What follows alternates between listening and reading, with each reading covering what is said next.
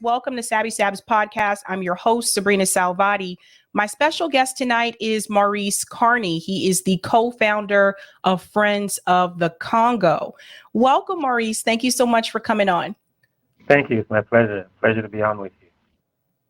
All right. So, Maurice, I have discussed the genocide in the Congo once before on the show. Margaret Kimberly from Black Agenda Report came on to talk a little bit about it, but she told me during that interview that you actually have spent a lot of time there and you can go a little bit deeper. I think I want to start from the very beginning because a lot of us are aware of the genocide against the Palestinians in Gaza. But more and more people that I talk to have made it clear to me that they had no idea about the genocide that's happening in the Congo.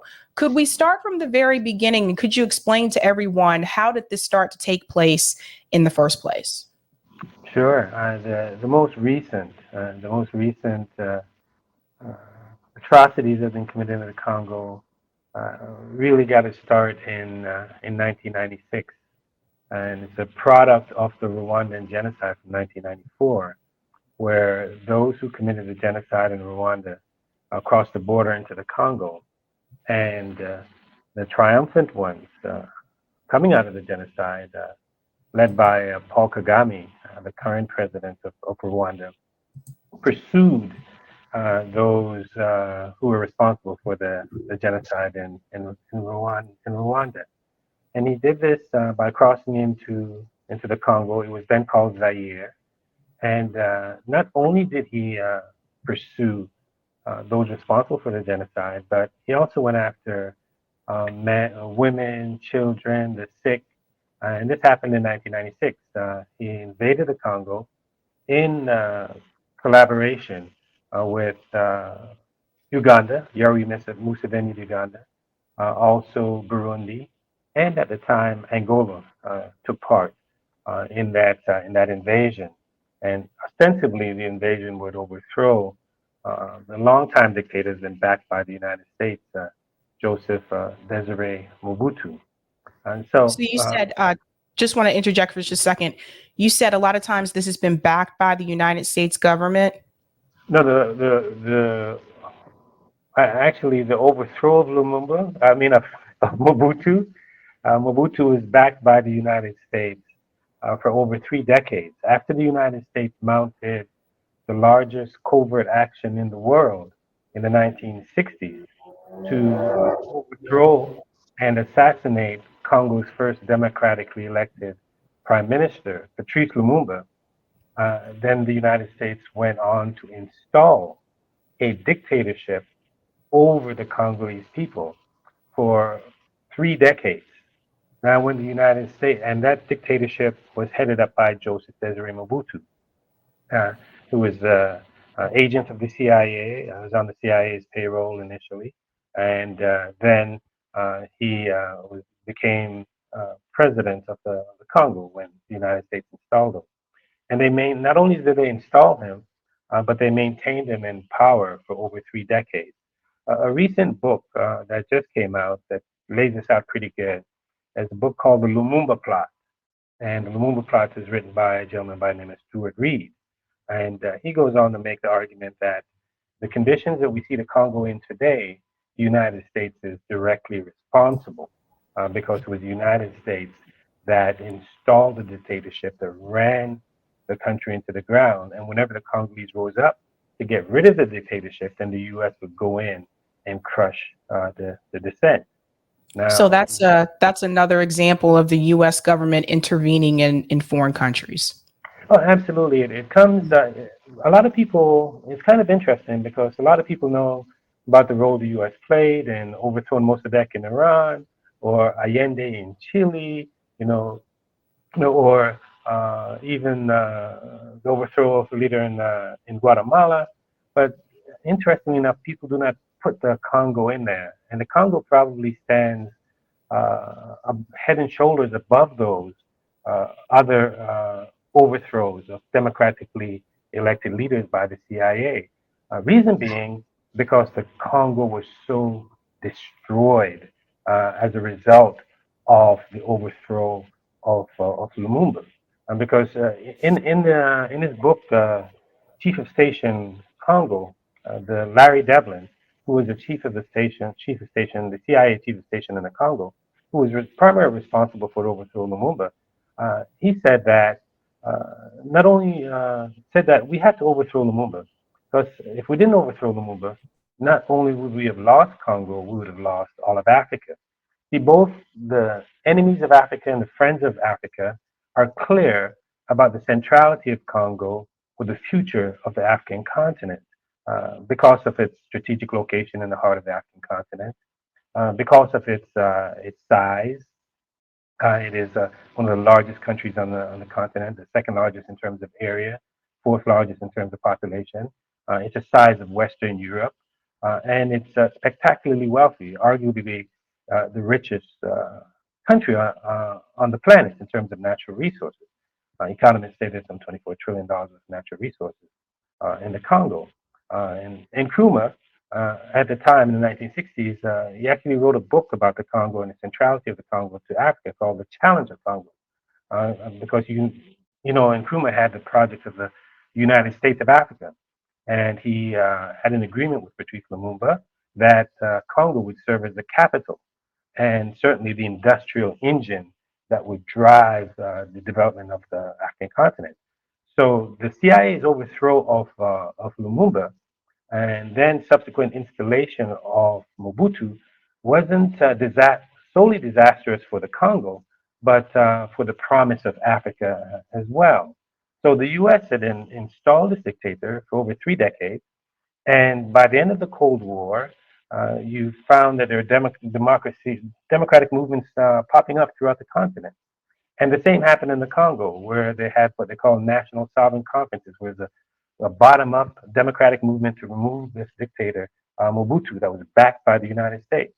So instead of the United States embracing the democratic movement in the Congo at the time, what they did was they decided to back an invasion of the Congo. And that's where Paul Kagame of Rwanda and Yoweri Museveni of Uganda come into play. The United States armed them, financed them, trained them, provided intelligence for them as they invaded the Congo the first time in 1996. And they overthrew the US-backed dictator Mobutu. He was getting old, he was getting sick, and the US was ready to get rid of him. But they didn't want anybody to assume power, and they certainly didn't want a popular leader that they couldn't control. And if the democratic movement was allowed to have its way in the Congo in the early 1990s, then they surely would have elected a leader that the United States could not control. You see, after the U.S. Overthrew Lumumba and installed Mobutu, every leader, right up to this day, that has risen to the highest office in the Congo has had to have the sign-off, the imprimatur of the United States. So the United States has been deeply involved, whether it was the overthrow and assassination of Lumumba, the installation and maintenance of the dictatorship of Joseph Desiré Mobutu, or the backing of the invasion of the Congo in 1996 by Rwanda and Uganda. So they successfully, I'm sorry, go ahead. I was just going to say this kind of reminds me of Libya. Remember when Libya started to have become more of a democratic, when they actually developed more of a democracy? All of a sudden, Barack Obama said we have to get rid of Gaddafi. That's what it, yeah, certainly, because the U.S.'s aim is to, whether in Africa or throughout the globe, is full spectrum domination. And if there's a threat to that, any regional threat, then they squash it. You see, Gaddafi was the leading proponent for Pan-Africanism, a unified African continent that would have its own currency, its own communications infrastructure, its own military. It was fast. He wanted to fast track the unification of the African continent, and he had the resources to back it up. He was the largest donor to the African Union, a tremendous amount of wealth that he could put behind an African currency, whether you're talking about gold or the oil wealth that he had. So it's not in the interest of the United States to have any strong power on the African continent. And that's part of the reason why the Congo has been kept so weak, because the Congolese, progressive Congolese, and the ilk of Lumumba were to control the wealth that's in the Congo, where economists say there's some $24 trillion worth of natural wealth. I don't know if that's true. I question it, the methodology and all. But the fact that you can say that much, make that kind of a statement about the country, lets you know it's spectacularly wealthy. In addition to that, it's got critical minerals that are vital to U.S. national security. We're talking about cobalt. We're talking about coltan. We're talking about copper. We're talking about nickel. We're talking about lithium. All of those are vital to U.S. military industry. In fact, there's this African, Ali Mazrui. He wrote a book, a series called The African. And he made a statement. He said that if Congo was to stop its cobalt from coming out of the country, out of the country, it would immediately ground the NATO flotilla. They're dependent on cobalt for the military. Today, it's expanded, where it's the electric vehicles and green energy transition that particularly important and need the cobalt. In fact, the U.S. has passed 3 bills that are related to it: the CHIPS Act, the Infrastructure Act, the Inflation Reduction Act. All of those have elements in it that deal with securing critical minerals coming out of the Congo, coming out of Central Africa, coming out of Zambia. So it's of strategic interest to the United States. But to get to the heart of your initial question, as to how it all started, the U.S. backed an invasion in 1996 of its allies, Rwanda and Uganda. They ultimately overthrew Mobutu and installed a gentleman by the name of Laurent Desire Kabila. And Kabila was like a puppet, and he wanted to shake himself loose of Rwanda and Uganda. So he tried to do that, and he was successful in doing that. And the way he did that was to call in African nations from the Southern African Development Community. As you know, the continent is aligned in different blocks. You know, East African Community, ECOWAS, the Economic Community of West African States, and so you have Southern African Development Community, and Congo became a part of that. And so Kabila called in the Southern African Development Community. At the time, Mugabe was there, from Zimbabwe, Dos Santos was in power, from Angola. So they all came to the rescue of Kabila, and they drove out the U.S. back Rwandan and Ugandan troops. And when they did that, Rwanda and Uganda decided to invade again a second time in 1998. But they weren't successful because Kabila had the Southern African Development Community behind them. They eventually, became that second invasion, 1998. It triggered what the International Rescue Committee said is the deadliest conflict in the world since World War II, where 5.4 million Congolese, they estimate, perished as a result of the war and war-related causes.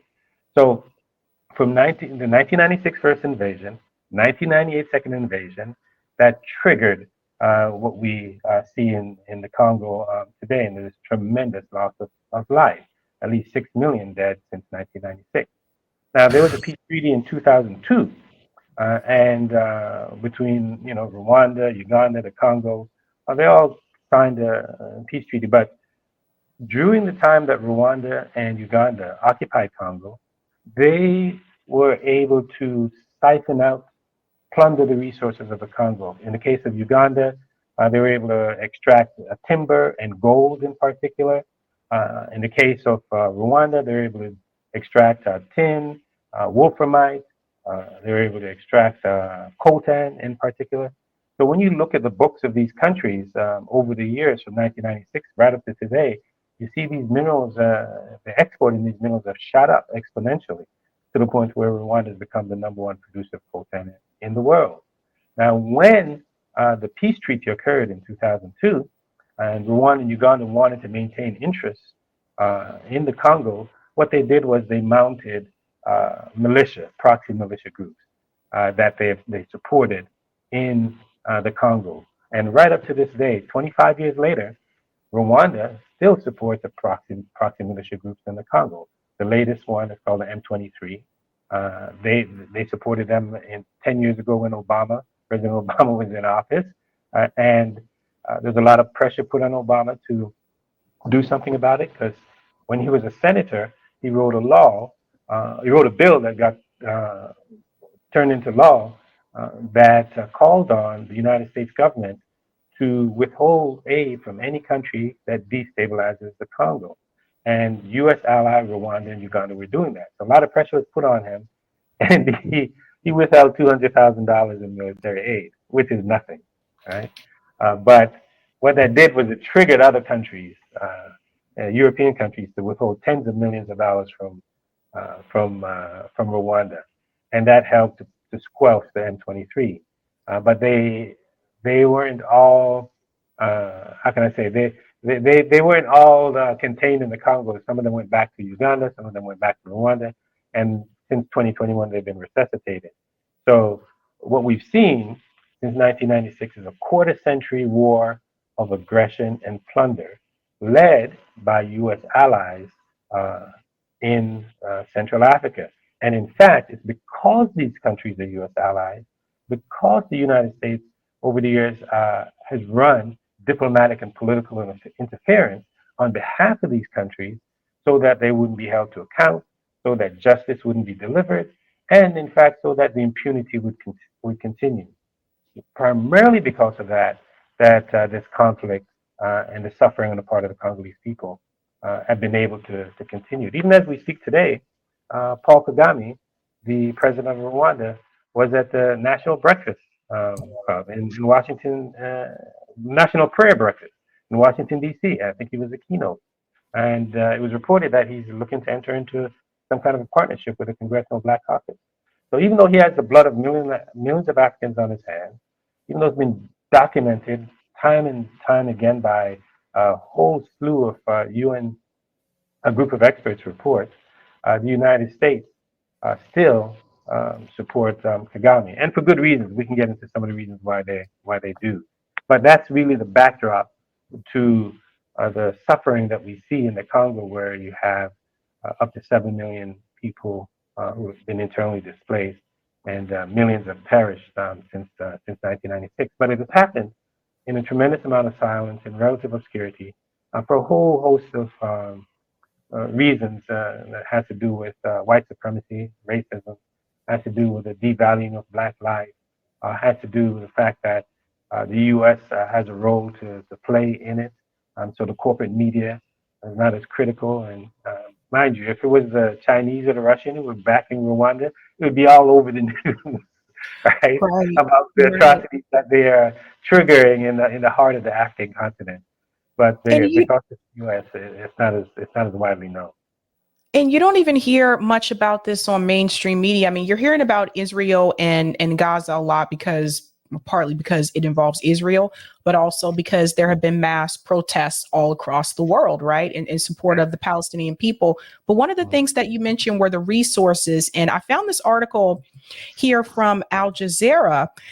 You mentioned the cobalt, mining of cobalt, copper in the DRC, leading to human rights abuses. So one of the things that Al Jazeera pointed out is that the expansion of industrial scale mines that extract cobalt and copper for rechargeable batteries has led to forced evictions and human rights abuses, including sexual assault in the DR, according to Amnesty International. So some of the resources that you were referring to, cobalt is one that continues to come up. A lot of times, this is why it drives me crazy when people say that these countries in Africa are poor. A lot of these countries are rich in resources.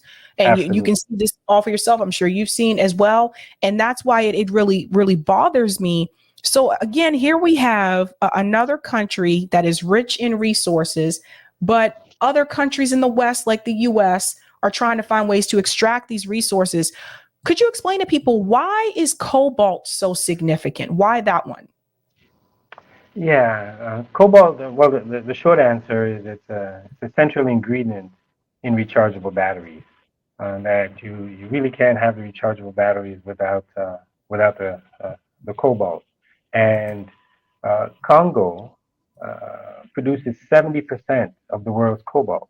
That is to say, if you were to add up all the countries in the world that produce cobalt, they wouldn't equal what Congo produces. So it's some people call it the Saudi Arabia of cobalt. And this is particularly important because earlier I mentioned the Inflation Reduction Act. People say it's the largest climate bill in the history of the United States. Well, we're on the verge of a green energy transition, a clean energy transition.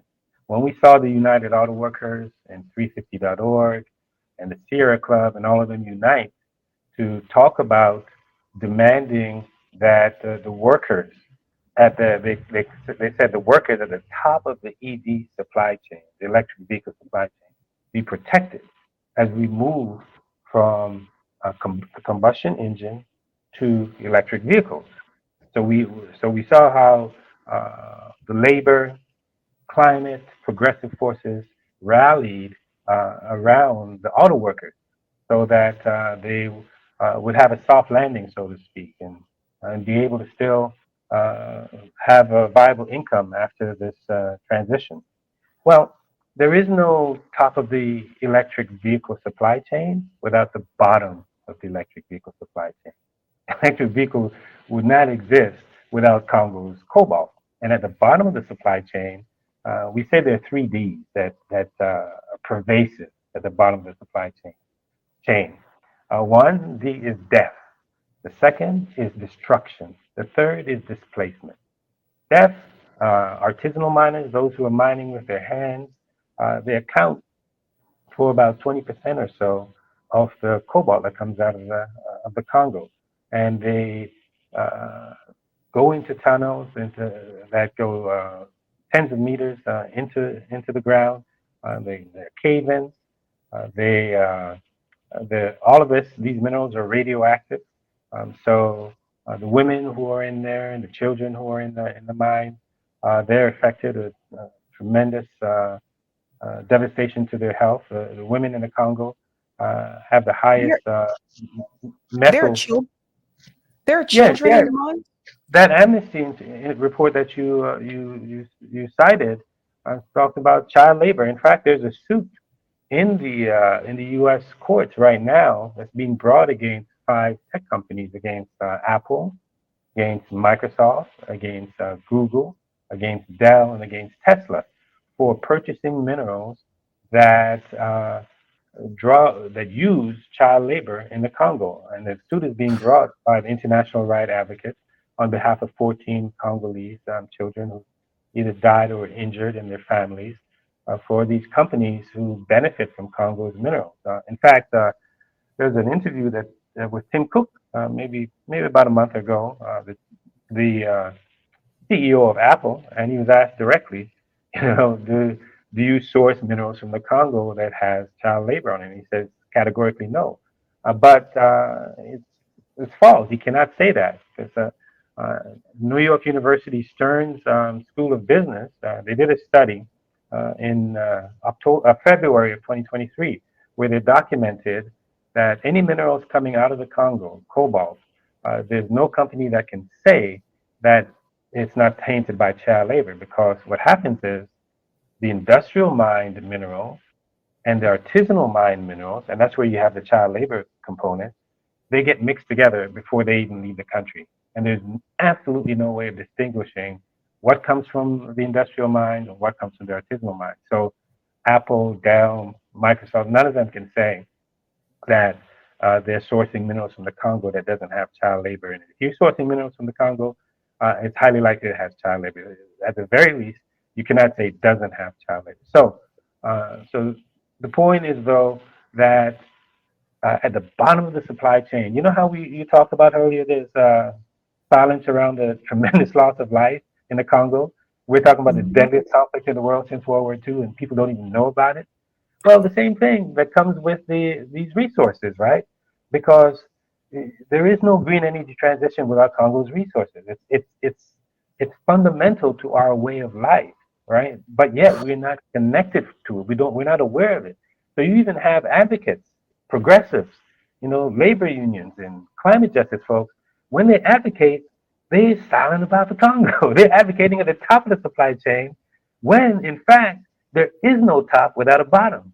And the displacement that takes place around the industrial mines, if the mines that these companies have, they have to displace the local population. We have a delegation in the Congo right now, in a place called Kolwezi, and they were hitting us back, hitting us up, and saying, "Hey, we're trying to move from Kolwezi in the north down to Lubumbashi in the south, but the road is blocked off." The reason why the road was blocked off is because there was a protest on the part of diggers that were trying to get access to an industrial mine, and the police, the military, and the presidential guards all came out to crush them. Right. So when people are displaced, they are promised housing, they're promised healthcare, they're promised education. When they're displaced to set up industrial mines, but they rarely ever get any of that. So this is a displacement. And then I mentioned to you the death of, as well. And death also occurs around the industrial mines because when people resist and rise up because they've been displaced, the security forces come in and kill people. There was a case in the Canadian courts that went all the way to the Supreme Court. They're trying to hold a Canadian mining company accountable for being complicit in the deaths of Congolese who were displaced as a result of the establishment of industrial mines.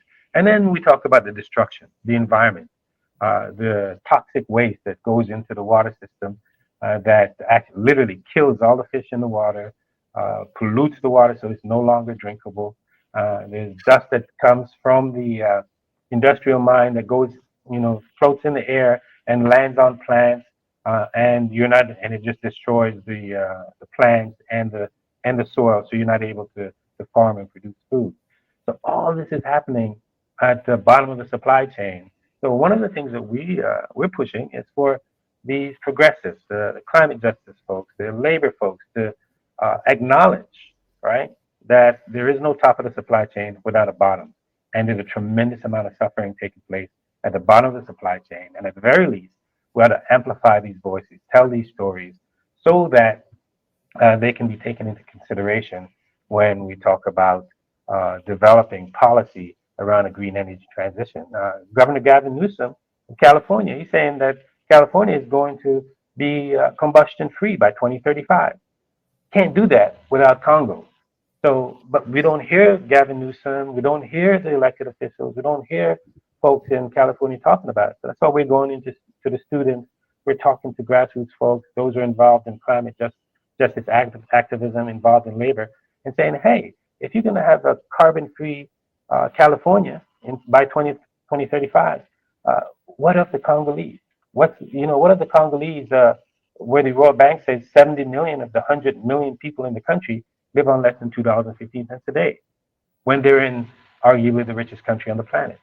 So each and every one of us who are beneficiaries, whether directly, indirectly, from the resources that come out of the Congo, at the very least, we should be amplifying the Congolese voices, telling the stories about what is happening with the death, what is happening with the displacement, what is happening with the destruction, and include that Congolese story in there so that we can bring policymakers, world leaders, intellectuals, you name it, bring all of those expertise and resources to bear on addressing the disastrous situation that we see at the bottom of the electronic, the EV supply chain, at the bottom of the green energy transition, which we all depend on and which we all say is indispensable for saving the planet.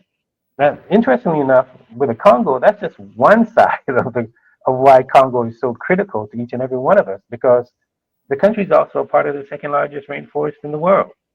And it's vital in this battle against the climate crisis. And in the Congo Basin itself, it sequesters more carbon than all of the tropical rainforests combined. We're talking about the Amazon, Borneo.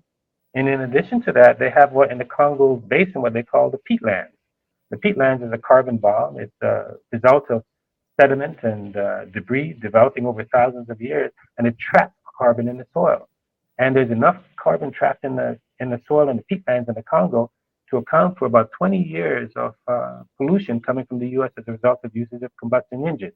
The peatlands in the Congo is the size of England, so that has to be protected. So Congo, on the one hand, is indispensable in the fight against the climate emergency, and on the other hand, it is critical, vital, if we're going to have a clean energy transition because of the cobalt that comes out of the Congo. This is why I continue to tell people there is no ethical consumption under capitalism. Because someone is always being exploited somewhere. So people watching may think, well, I don't hear about these things happening in the United States, but someone somewhere in the world is being exploited, whether it's the Congo, whether it's South America. Like we've talked about this before, how there's a lot of exploitation in the global South. And then on top of that, when we talk about the cobalt and the rechargeable batteries, I mean, think about some of the things that you guys use. Like if you have a cell phone, like you drive a car that has an engine, like it's just we're You all fly an airplane, you name it. You name it. yeah. There is a it's kind of a macabre interview, but Bloomberg interviewed the CEO. His name is Freeland of Ivanhoe. It's a mining company in the Congo, and they were talking about the price of copper and all. In fact, cobalt, you don't have cobalt without copper. Cobalt is not mined by itself. It's a byproduct. It's a byproduct of mining copper and nickel. And Congo is just flush with copper. And the CEO, Freeland, he was saying that Congo sits at number 3 in the world now, behind Chile, in terms of production of copper, and it'll eventually become number 1 because of the quality of copper and all that's in the Congo. And the interviewer was asking him, we hear these stories about the price of copper going down, and primarily because China is not demanding as much copper as it used to. And he responded, he was like, don't forget about China. He's like, there's Italy, there's India, all these countries that need copper. And then he went on to say, in addition to that, we have these conflicts going on in the world. If somebody shoots at you, you need to shoot back. And in order to shoot back, you need copper. You need copper for your bullets. So with the wars that are taking place, with the military that needs more copper, the price is going to go up. And so that was, that's from a CEO, frame of mind that, like wars are good for the price of copper, right? So we're not concerned about the price of copper going down. But he just happens to be a part of a project that pits the United States against China. China's got the Belt and Road Initiative, and the U.S. has launched an infrastructure initiative around the world.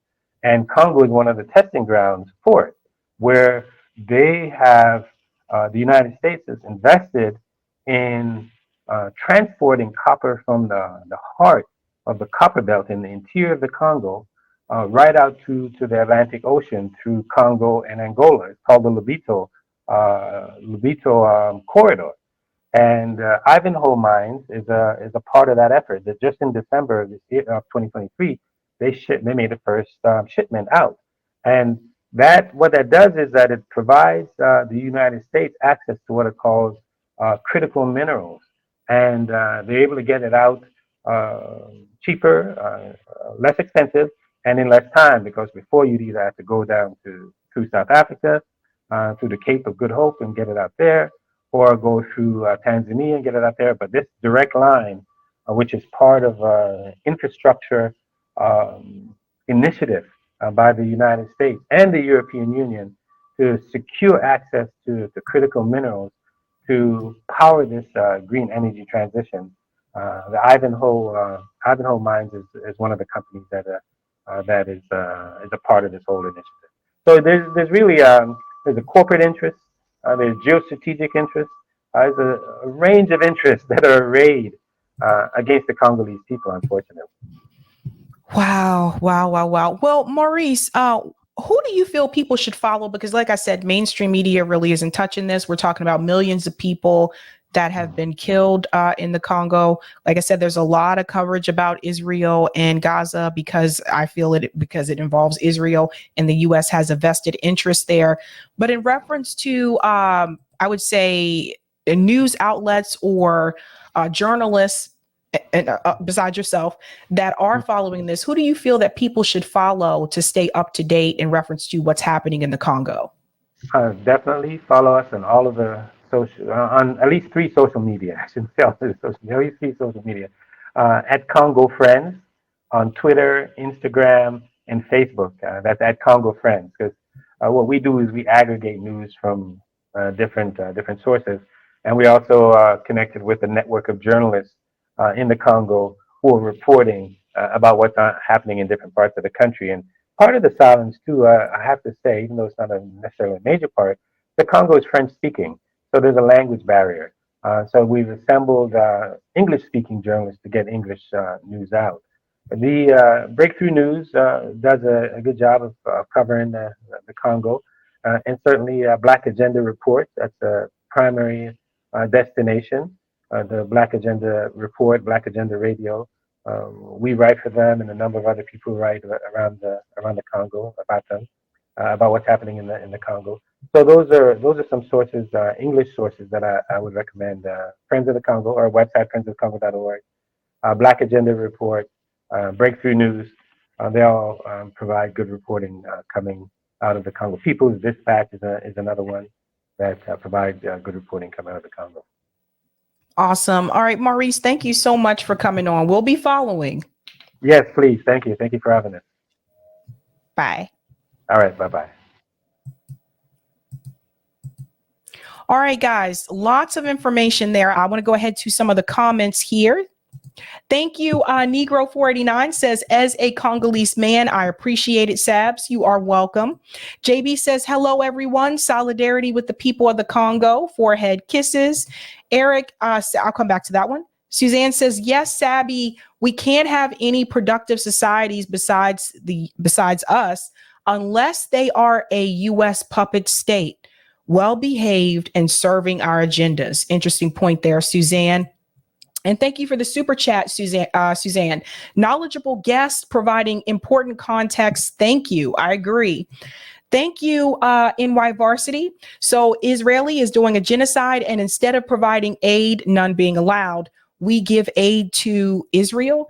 Yeah, that makes a lot of sense. Being sarcastic there.